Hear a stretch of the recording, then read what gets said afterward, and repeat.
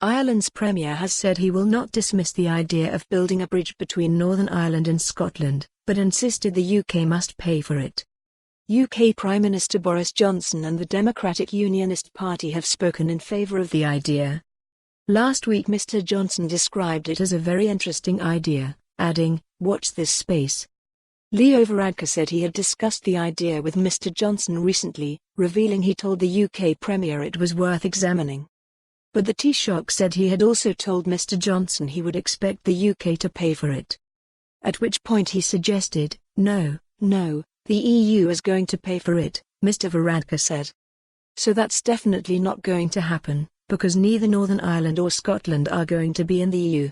But it was kind of half serious, half joking in a way.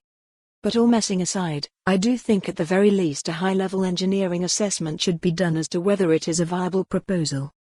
Other parties have been less enthusiastic about the idea, with Ulster Unionist Party leader Steve Aiken saying investment was urgently needed in Northern Ireland's infrastructure first.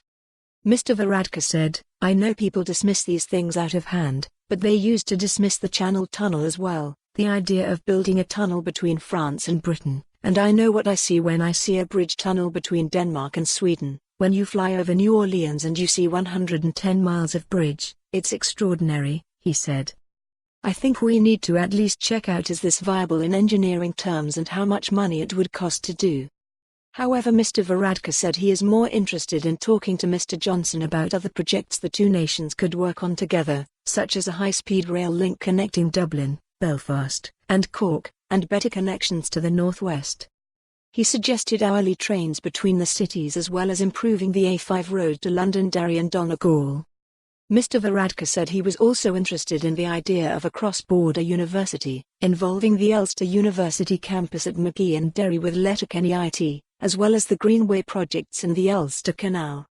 "There are actually loads of really good projects we could do together that might not cost as much and would definitely be more feasible than a bridge between Scotland and Northern Ireland," he said.